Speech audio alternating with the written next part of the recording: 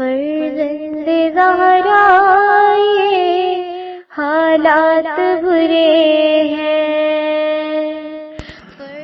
کاشانۂ بصیرت ایک ایسا مکمل یوٹیوب چینل جس پر محروم بصارت کے لیے بالخصوص اور تمام افراد کے لیے بالعموم سینکڑوں کی تعداد میں اسلامی کتب دستیاب ہیں.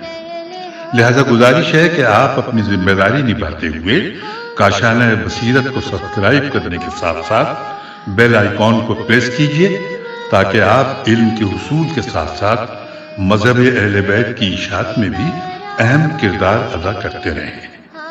کاشانۂ بصیرت. فرزند زہرا یہ حالات برے ہیں. بسم اللہ الرحمن الرحیم. السلام علیکم سامعین. کاشانۂ بصیرت کے یوٹیوب چینل پر ہم کتاب پڑھ رہے ہیں اسلامی علوم کا تعارف کہ جس کا عنوان ہے علم المنطق.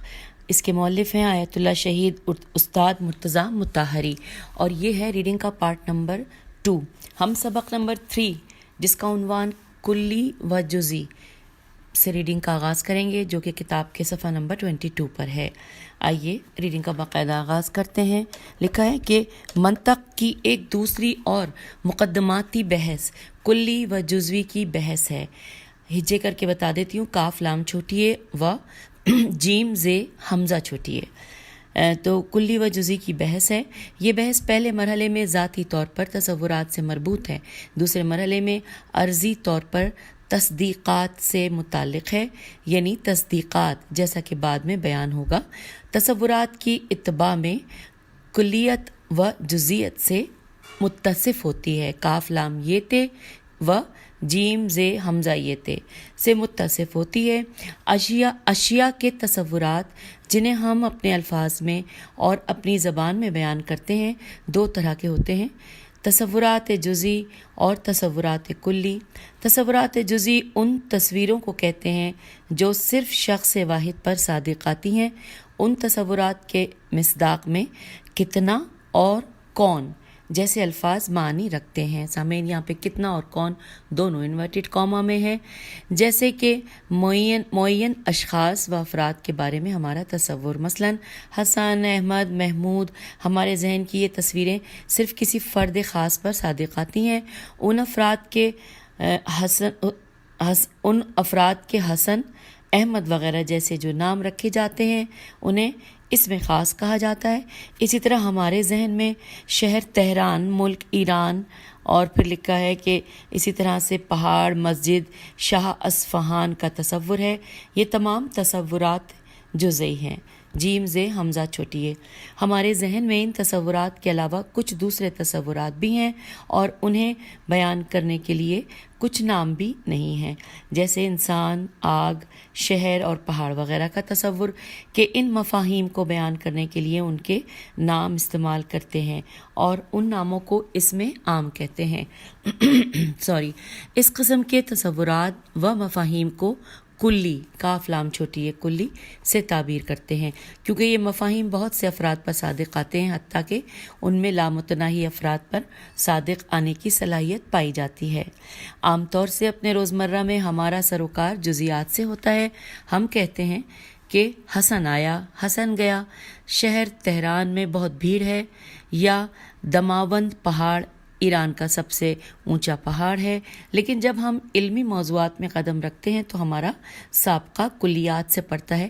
کہتے ہیں کہ مثلث ایسا ہے، دائرہ ویسا ہے، انسان فلاں سرشت کا مالک ہے، پہاڑ کی کیا اہمیت ہے، شہر کو ایسا اور ویسا ہونا چاہیے، وغیرہ وغیرہ. کلی ادراک ذی روح موجودات کے درمیان انسان کے رشد و ارتقاء کی علامت ہے. انسان کی کامیابی کا راز حیوانات کے برخلاف قوانین کائنات کے ادراک اور صنعتوں کی ایجاد نیز تہذیب و ثقافت کی تخلیق میں ان قوانین کے استعمال میں پوشیدہ ہے، اور یہ کچھ کلیات کے ادراک کے بغیر ممکن نہیں. منطق جو صحیح فکر کرنے کا آلہ ہے، کلی و جزوی دونوں سے تعلق رکھتے ہیں، لیکن اسے زیادہ تر کلیات سے سروکار ہے.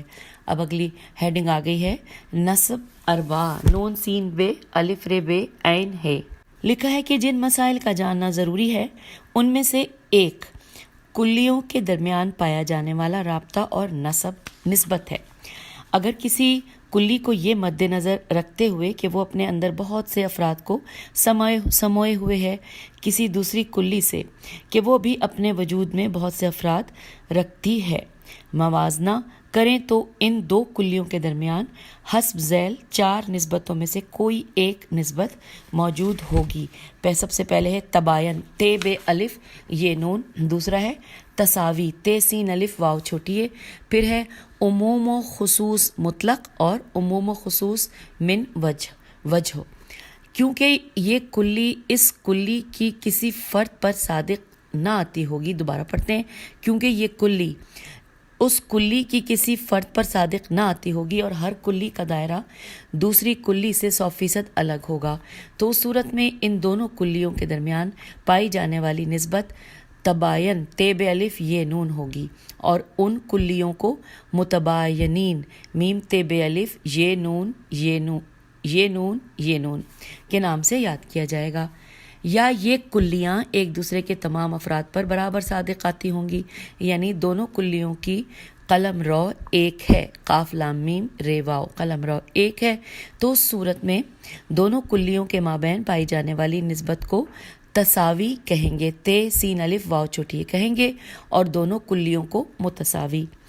अगले पैराग्राफ में लिखा है कि या ये कि एक कुल्ली तो दूसरी कुल्ली के तमाम अफराद पर सादिक आती है और उसकी पूरी कलमरौ पर छा जाती है, लेकिन दूसरी कुल्ली पहली कुल्ली के तमाम अफराद पर मंतबक नहीं होती, मीम नून तोए बे काफ मुंतकब नहीं होती, सिर्फ बाज़ अफराद को शामिल करती है। इस सूरत में इन दोनों कुल्लियों के दरमियान पाई जाने वाली निस्बत को उमूम व खुसूस मुतलक और उन कुल्लियों को आम व ख़ास मुतलक कहेंगे। या ये कि हर कुल्ली दूसरी कुल्ली के बाज़ अफराद पर सादिक आती है, बाज़ अफराद में दोनों शरीक हैं लेकिन दोनों के कुछ अपने मखसूस अफराद हैं जहाँ दूसरी कुल्ली का गुज़र नहीं, हर एक की अपनी अलग अलग कलमरौ भी है। इस सूरत में इन दोनों कुल्लियों के दरमियान पाई जाने वाली निस्बत उमूम व खुसूस मिन वजह होगी और उन कुल्लियों को आम व ख़ास मिन वजह कहेंगे। ये वजह उमूम व खुसूस की हिज्जे यही है, ऐन मीम वाव मीम व खे स्वाद वाव स्वाद और वाव जीम है। अब आगे चलते हैं, अगली हेडिंग है मुतबायन, मीम ते बे अलिफ ये नून। जैसे इंसान व दरख्त कि न कोई इंसान दरख्त है और न कोई दरख्त इंसान है, न इंसान दरख्त की किसी फ़र्द पर सादिक आता है और न दरख्त इंसान की किसी फ़र्द पर मुंतबिक होता है, न इंसान दरख्त की कलमरौ में शामिल होता है और न दरख्त इंसान की हदूद में कदम रखता है। अगली हेडिंग है मुतसावी, मीम ते सीन अलिफ वाव छोटी है। लिखा है कि जैसे इंसान और मुताज्जिब के हर इंसान ताज्जुब करता है और हर ताज्जुब करने वाला इंसान है, इंसान और मुताज्जिब की कलमरौ एक है। बस यहाँ पे यही 2 लाइनें हैं। उसके बाद अगली हेडिंग है कि आम व ख़ास मुतलक। लिखा है जैसे इंसान और हैवान के हर इंसान हैवान है लेकिन हर हैवान इंसान नहीं है। जैसे घोड़ा हैवान है लेकिन इंसान नहीं, सिर्फ बाज़ हैवान इंसान हैं। जैसे अफराद इंसान जो हैवान भी हैं और इंसान भी। और अब अगली हेडिंग की जानिब चलते हैं, आम व ख़ास मिन वजह।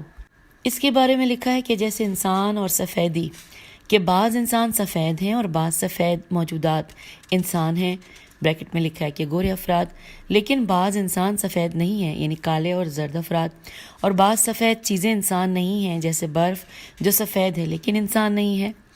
तो 2 मुतबायन कुल्लियाँ दर हकीकत 2 ऐसे दायरों की मानंद हैं जो एक दूसरे से जुदा हैं और एक दूसरे के दायरे को अबूर नहीं करते।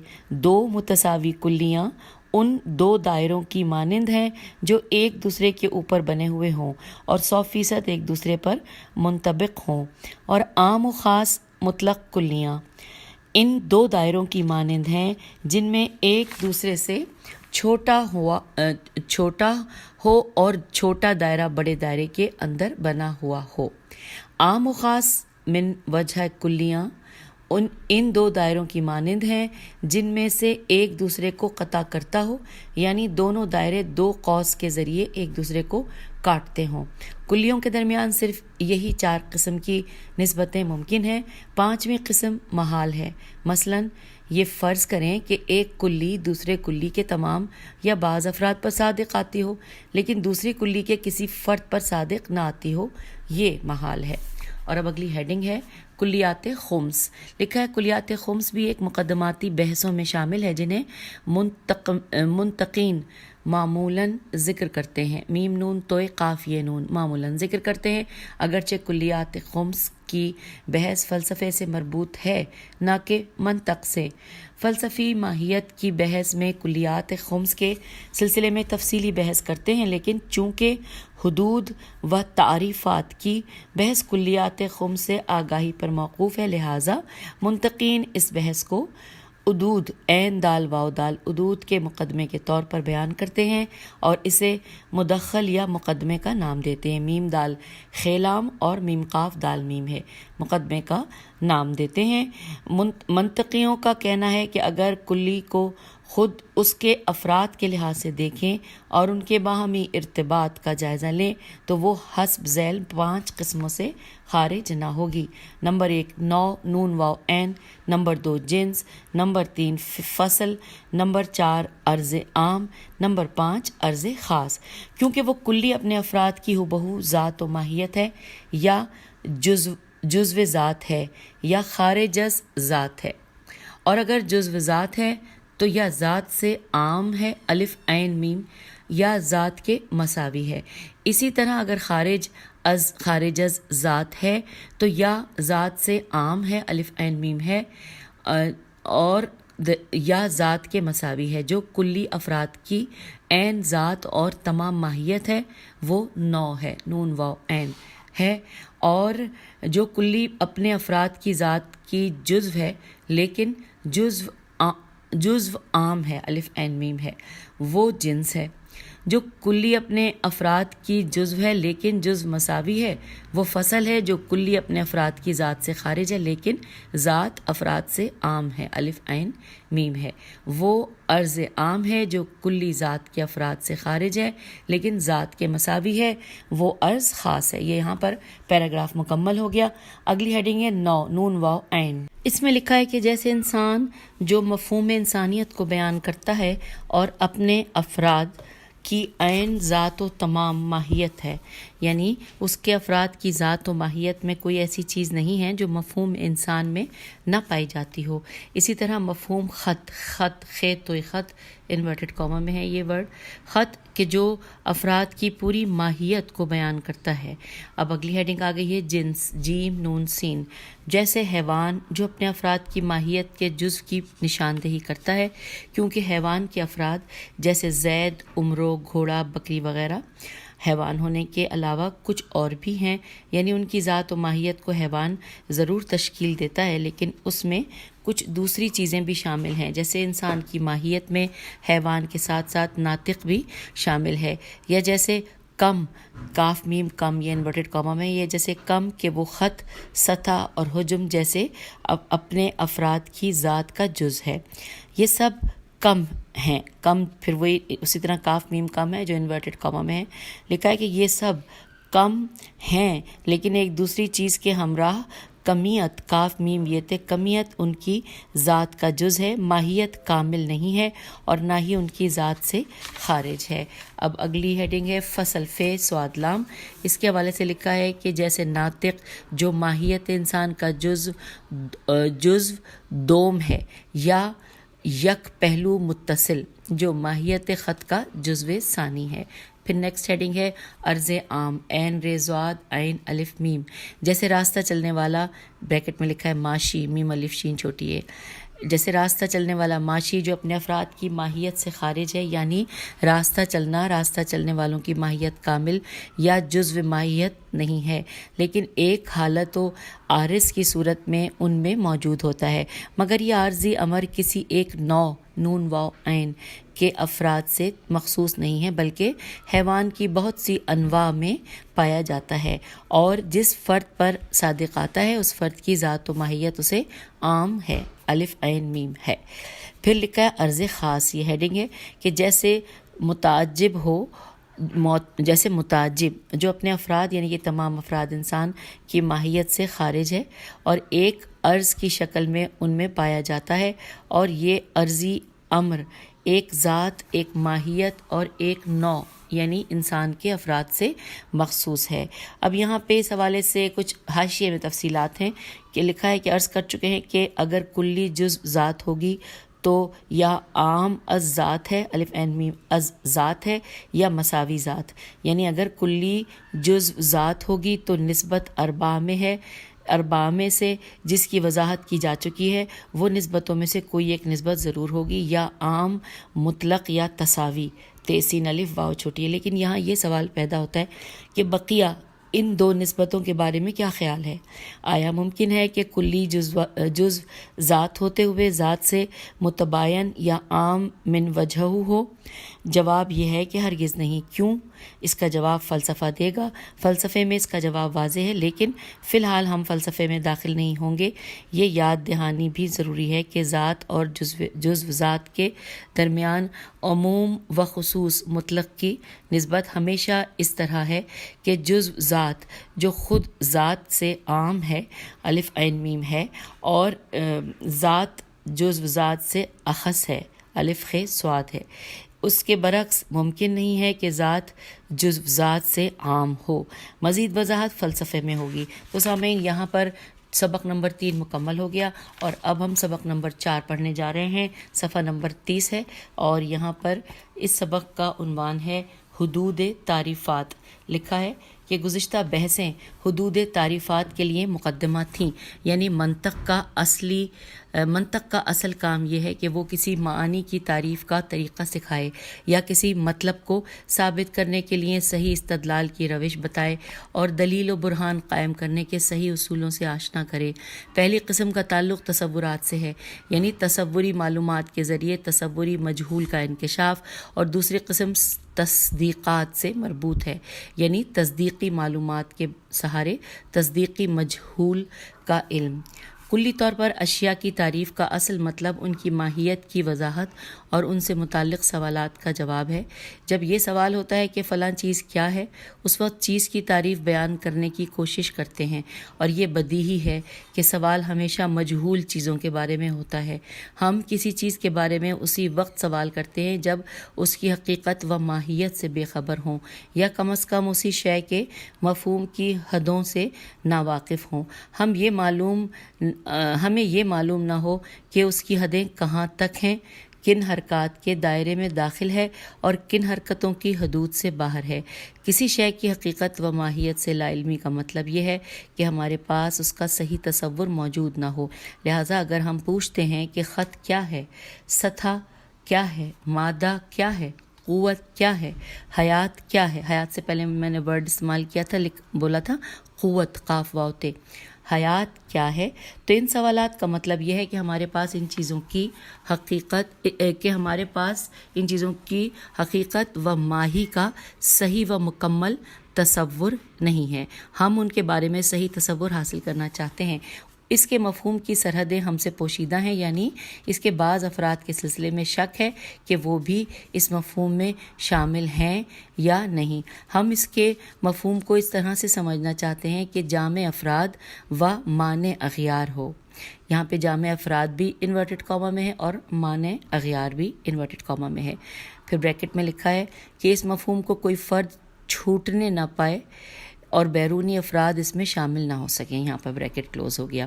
پھر لکھا ہے کہ تمام علوم میں ہر چیز سے پہلے ان موضوعات کی تعریف بیان کرنے کی ضرورت ہوتی ہے جن سے ان علوم میں بحث گفتگو کی جاتی ہے۔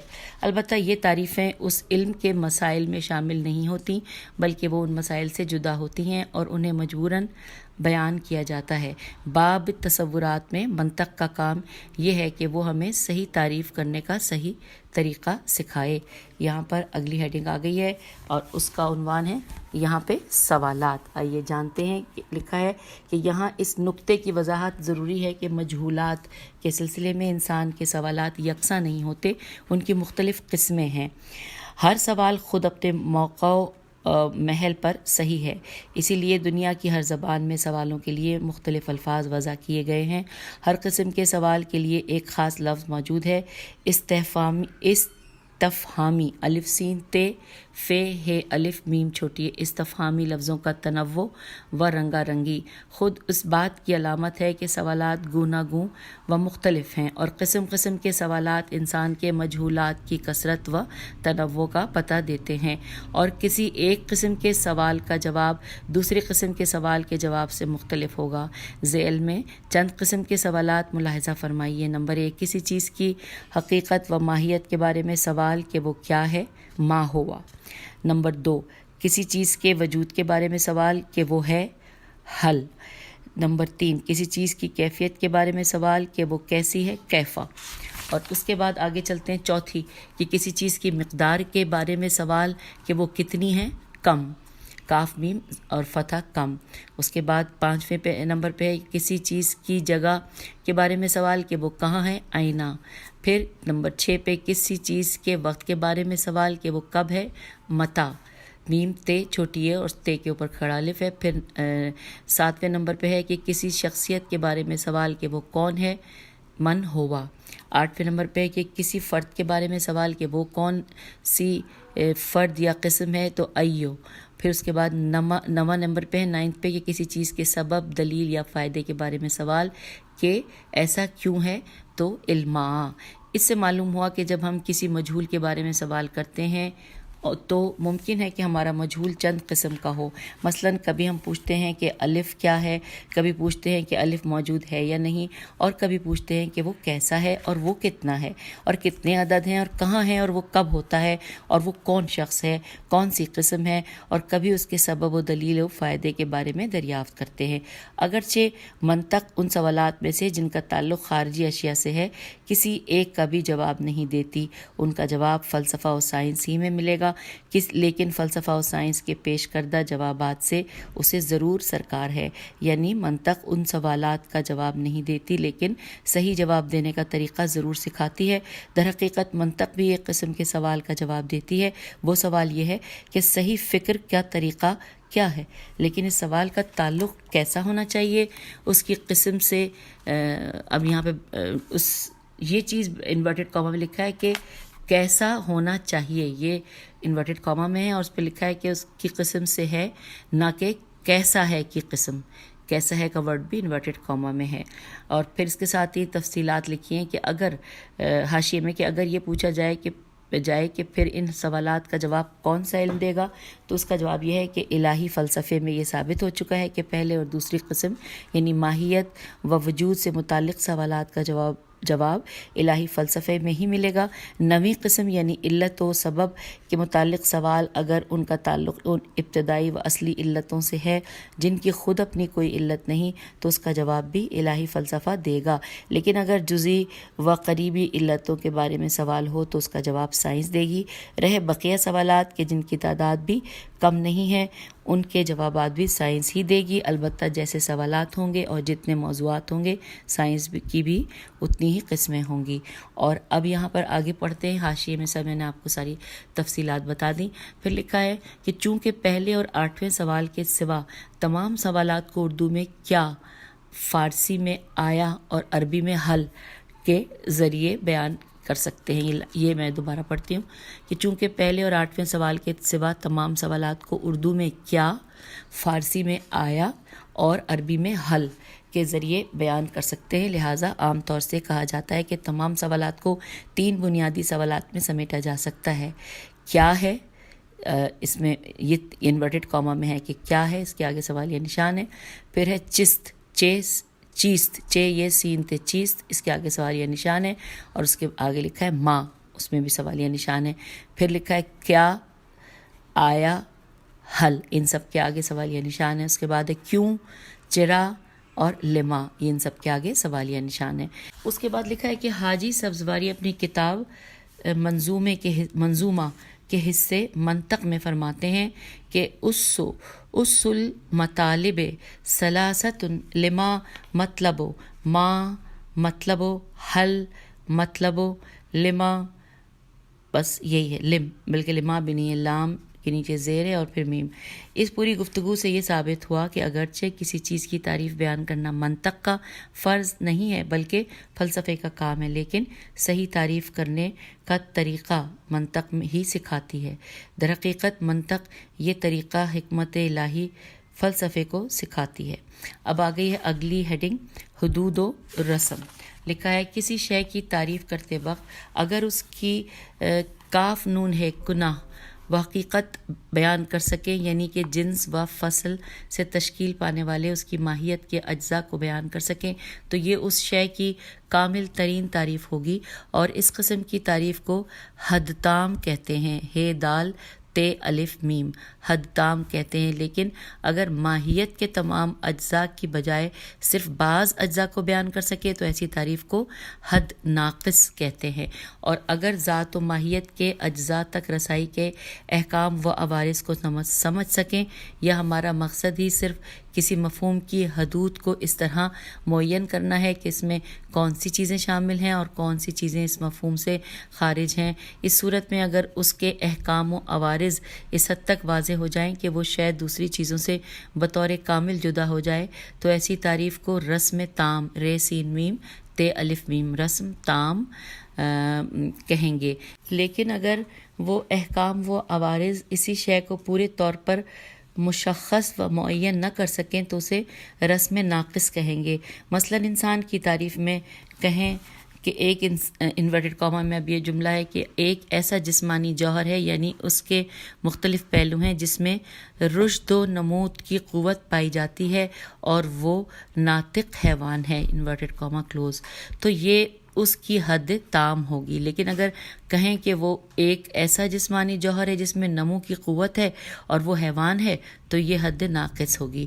اور اگر اس کی تعریف میں کہیں کہ وہ مستقیم القامت موجود ہے، تو جو راستہ چلتا ہے اور اس کے ناخن پھیلے ہوئے ہوتے ہیں، تو یہ رسم تام ہے. اور اگر کہیں کہ وہ راستہ چلنے والا موجود ہے تو یہ رسم ناقص ہے. کامل ترین تعریف حد تام ہے، لیکن افسوس ہے کہ فلسفیوں کا اعتراف ہے کہ اشیاء کی حد تام تک رسائی انتہائی مشکل ہے، کیونکہ حد تام کا لازمہ اشیاء کی ذاتیات کا انکشاف، یا دوسرے لفظوں میں اشیاء کی کنہ تک کاف نون ہے تک عقل کی رسائی ہے، اور یہ بے حد دشوار ہے.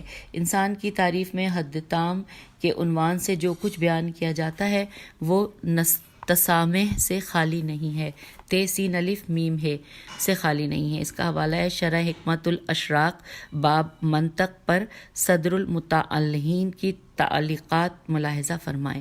پھر لکھا ہے کہ جب فلسفہ جو تعریفیں بیان کرنے کا ذمہ دار ہے حد تام کے سلسلے میں اپنے عجز و ناتوانی کا اظہار کرتا ہے، تو قدرتی طور پر حد تام کے متعلق منطقی قوانین کی بھی کوئی حیثیت نہ ہوگی. لہٰذا حدود و تعریفات کے سلسلے میں ہم اپنی بحث کو یہیں پر ختم کیے دیتے ہیں. تو یہاں پر ہم نے سبق مکمل کر لیا ہے، اور اب اگلا سبق نمبر 5 ہم اگلی نشست میں پڑھیں گے. میں آپ سے اجازت چاہتی ہوں. خدا حافظ، فی امان اللہ.